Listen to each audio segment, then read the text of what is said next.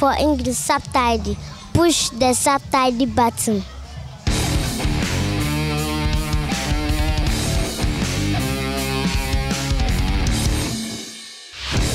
Hallo zu einer neuen Reptil-TV-Folge. Mein Intro-Tierchen, so ein halbwüchsiges Cameleo pardalis-Männchen. Bei dem Pardalis gibt es ja unheimlich viele Verbreitungsgebiete. Das ist jetzt Changoa. Ja, Changoa ist das Verbreitungsgebiet. Das Witzige, ich habe mehrere davon da, habe jetzt die ganze Zeit probiert, den schönsten rauszusuchen. Im Terrarium haben die Farben, dass einem das Auge rausfällt. Und wenn man sie rausnimmt, entweder werden sie ganz dunkel oder der hier wird jetzt einfach mehr oder weniger immer weißer. Das ist ein bisschen schade. Also er ist noch schöner, wenn er nicht von mir gestresst wird und in die Kamera gehalten wird. Aber trotzdem wunderschönes Tier. Wie gesagt, Cameleo pardalis, Changoa, mein Intro-Tierchen für euch heute. Das Thema heute sind ja die ersten Highlights 2024. Damit meine ich nicht, dass das dann irgendwelche Babys von diesem Jahr sind, sondern wir kriegen ja zum Teil Tiere rein oder wir haben noch Tiere vom letzten Jahr oder sowas.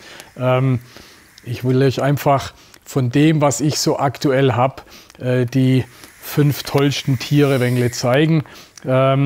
Und da fangen wir hier mit diesem Piebald Tigerpython an. Jeder, der mich kennt, weiß, ich stehe auf Farbmutationen und von allen Farbmutationen behaupte ich mal, sind die Piebalds die schönsten und spektakulärsten. Und jetzt gibt es auch seit einigen Jahren diese Piebald Tigerpythons.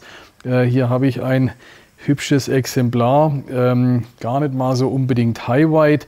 Was es an dem noch ausmacht, dass er hier auch noch so wenig von der Zeichnung so Veränderungen drin hat, ne? Wenn er mal hier reinschaut, dieses Grau mit drin oder das, also in dem Dunklen nochmal das Helle mit drin, vielleicht ja, fast so ein wenig paradox gehend oder sowas. Also ich finde es ein wunderhübsches Tier. Junge Tigerpythons leider immer ein bisschen garstig am Anfang, ne? Groß sind sie lammfromm, aber die Jungen, also hört man vielleicht fauchen, mal in Richtung mein Mikrofon. Hört er den? Nee, jetzt faucht er wieder.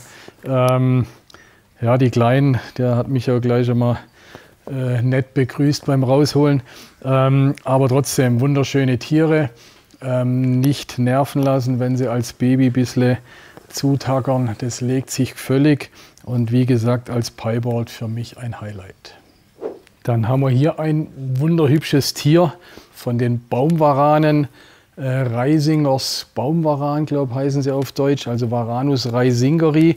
Hat man ja auch mal die Folge gemacht, nur über die Baumvarane. Da haben wir die auch gezeigt, diese Reisingeris. Das hier ist ein adultes Männchen. Ich denke, dass die Baumvarane wirklich Terrarientiere sind, die wir in Zukunft noch viel, viel mehr sehen werden, weil die als Nachzuchttiere wirklich tolle, super Terrarienpfleglinge sind. Von der Größe her überschaubar, wunderhübsche Tiere. Sind in der Regel nicht scheu, umgänglich. Also ich finde es wirklich ein ganz tolles Terrarientier und ich denke, da werden wir die nächsten Jahre einiges mehr davon sehen und für mich definitiv eins der Top 5 Tiere dieses Jahr bisher. Und natürlich muss auch ein Königspython in die Top 5 bei mir und in dem Fall habe ich gedacht, nee, wenn ich jetzt hier mit, was weiß ich, Sunset Piebald oder sowas komme, was spektakuläres, zuchttechnisch. Das wäre ein bisschen langweilig vielleicht. Ich habe euch dieses Enchi-Weibchen bzw. Fire-Enchi-Weibchen ausgesucht, allein weil die so spektakulär groß ist. Ne? Also guckt euch mal, das sind ja, runde 5 Kilogramm Königspythons. Ich denke von der Länge, wenn ich den vor mich halte, ist der so lang wie ich wahrscheinlich. Also so 1,70, 1,80 wird er bestimmt haben. Wie gesagt, 5 Kilogramm. Jetzt gerade die Paarungszeit, da sind die Weibchen natürlich besonders dick und wuchtig und massig. Das macht sie natürlich gleich noch mal etwas größer. Ja, ich komme sogar hier fast ins Schnaufen vor lauter großer Schlange. Also für Königspythons absolut ein Ausnahmetier, extremst groß. Also nicht, dass ihr jetzt auch alle Angst habt, um Gottes Willen, eure Königspythons werden so groß wie die hier. Ich denke, das ist wirklich ein Ausnahmetier und deswegen ist sie in meinen Top 5 mit drin. Dann kommen wir von recht groß, mal wieder zu ganz klein. Es muss nicht alles spektakulär groß sein, um in die Top-Rankings zu kommen. Das ist Paroredura masobe. Ja, Masobe-Gecko auf Deutsch heißt er, ich wüsste keinen anderen Namen. Paroredura kennt ihr wahrscheinlich alle von den Paroredura pictus, die Madagaskar-Großkopfgecko. Und das ist Paroredura masobe. Im Gegensatz zu den Picta, die ja wirklich bekannt sind und massig in der Terroristik gezüchtet werden, sind diese Masobe Baumbewohner. Man sieht es vielleicht auch ein wenig am Körperbau oder an diesen langen Krallenfüßen, dass sie eher im Geäst leben. Ist wirklich noch ein sehr seltener Gecko, steht da unter CITES Anhang B, weil er so selten ist. Wunderschön, das Schwarz mit den weißen Punkten, Streifen, finde ich echt super schön. Für mich ein Highlight an Geckos, habe ich noch nie gehabt. Das erste Mal, dass ich die Tiere besitze.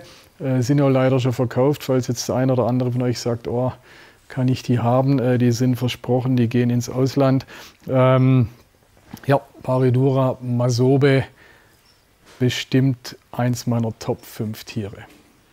Und zuletzt und vielleicht auch bewusst zuletzt oder an erster Stelle mein Highlight oder eins meiner Highlights dieses Jahr oder vielleicht eben das Nummer 1 Highlight ist dieser Bindenvaran, Varanus salvator Albino, beziehungsweise diese Albino-Linie nennt sich Snow Albino, weil sie besonders schön hell ist.